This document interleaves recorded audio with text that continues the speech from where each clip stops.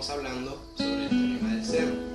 Aquí con mi compañera Lady Berríos y Yaira Genes les ampliarán un poco sobre lo que es el teorema del seno. Hola, mi nombre es Lady Berríos y en el día de hoy voy a hablar sobre el seno. De los senos es una relación de tres igualdades que siempre se cumplen entre los lados y ángulos de un triángulo, que es útil para resolver ciertos tipos de problemas de triángulos. En trigonometría, el teorema del seno es una relación proporcionalmente entre las longitudes de los lados de un triángulo y los senos de los ángulos respectivamente opuestos. Mi nombre es Yaira Genes y en el día de hoy les estaré presentando un video del teorema del seno.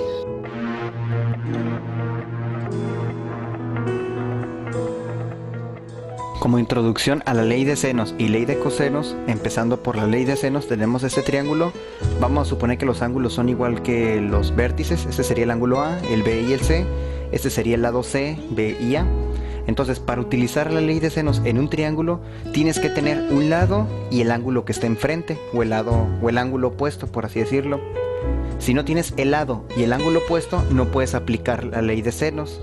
Supongamos que tenemos el lado y el ángulo opuesto a este lado, obviamente. Si tenemos esta condición, entonces la ley de seno se aplica de la siguiente manera. Empezamos por un lado, supongamos por este lado, A, entre el seno del ángulo que está enfrente.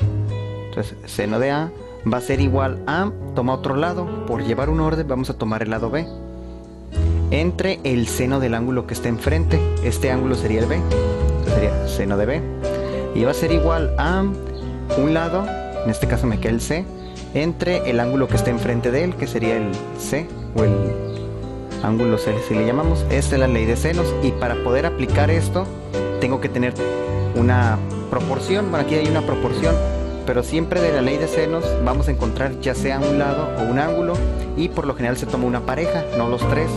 Supongamos que tomamos estos dos, perdón. Si tomas estos, entonces debes de tener tres datos para poder despejar el cuarto.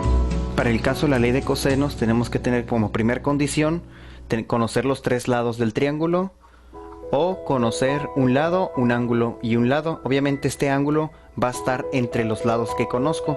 Por ejemplo, si conozco este lado y este lado, tengo que conocer este ángulo para poder cumplir esta condición, o de plano tener los tres lados. En cualquiera de los dos casos podríamos aplicar la ley de cosenos. Si no tengo esta condición o esta condición, entonces no la puedo aplicar. Y como la ley de senos y la ley de cosenos son complementarias, donde no se aplique la ley de cosenos, se aplicaría esta. Y donde aplico esta, entonces no puedo aplicar esta. Son donde una sirve, la otra no. Bueno, entonces, la ley de cosenos, ¿qué dice? Por lo general vas a empezar por el lado que conozcas el ángulo opuesto, o si tienes a un ángulo de referencia.